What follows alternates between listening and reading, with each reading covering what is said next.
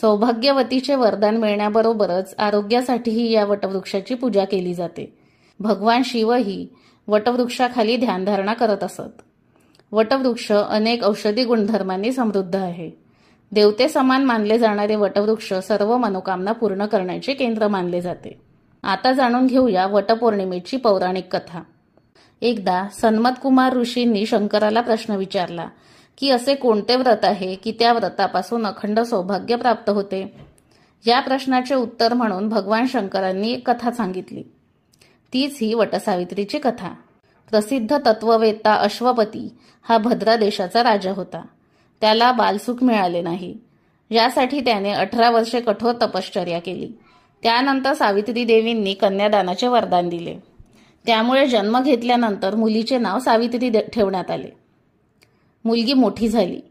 ती खूप रूपवान होती.